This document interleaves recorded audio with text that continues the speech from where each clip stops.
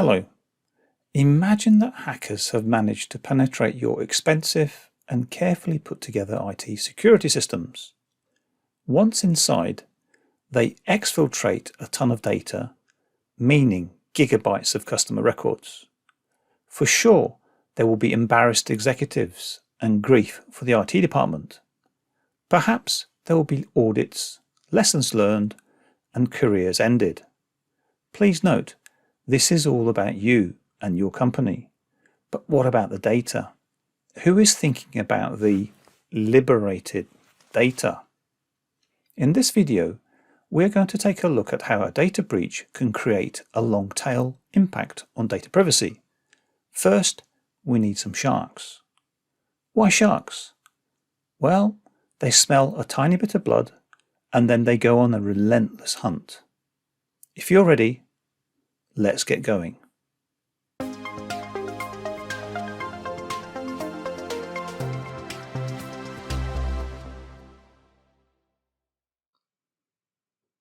Before we crack on with the content, I just want to quickly say we are passionate about this stuff. Please like and share so that others may too discover this content. We create materials around education, technology, AI, business, social issues and futurism. Join, subscribe, follow us. Let's now crack on with this video. But normally hackers are in the background. We don't get to know who they are. But I just want to go through some hackers that hide in plain sight. And let's just see how they go about acquiring data. In our first example, funnily enough, this wasn't planned, but the username is Shark80. He is requesting, or her, is requesting 800,000 German records from 2018. And in the next section, we can see that this person is looking for 49 million records from Netlog.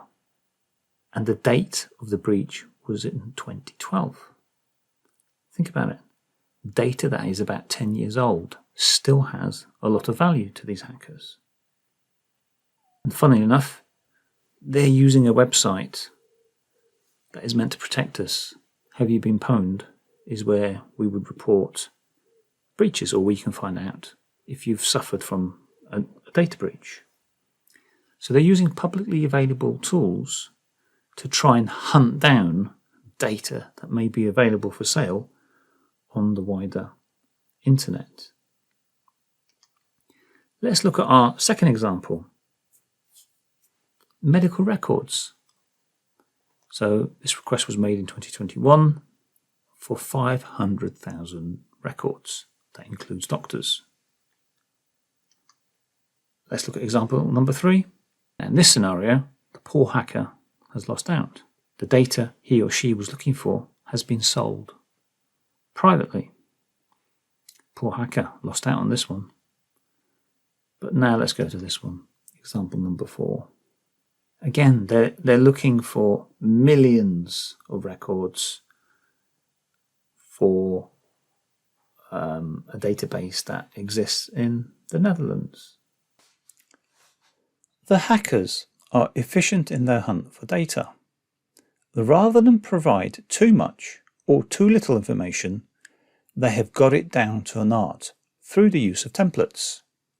In the template, we can find the database name, breach date, number of users, and the articles that refer to the compromise.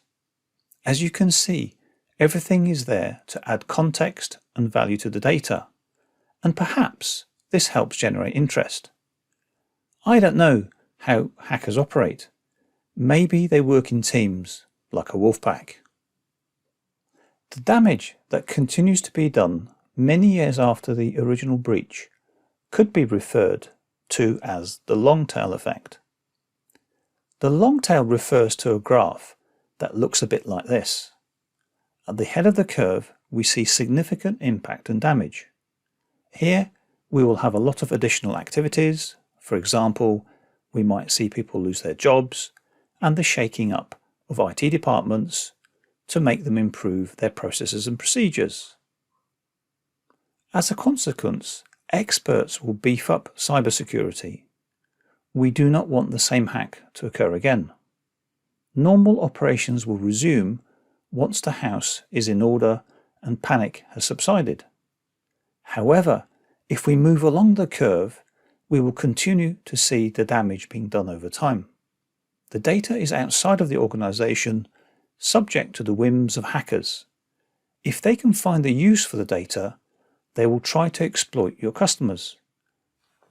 A good example would be to use email addresses to access other services, such as social media or online shopping.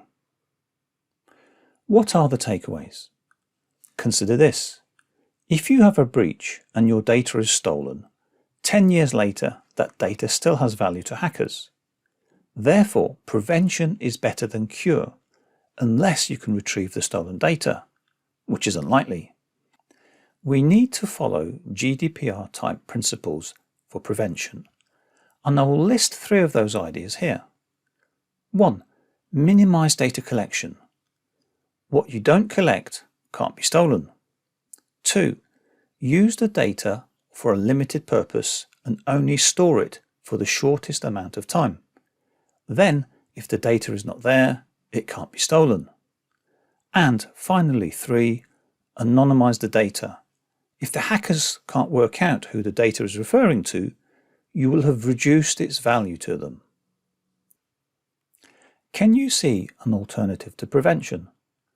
Unfortunately, once you've had a breach, it is too late, and this is precisely the reason why we need laws such as GDPR, security standards, and ethics to make sure that we are doing the right things for the right reasons and at the right time.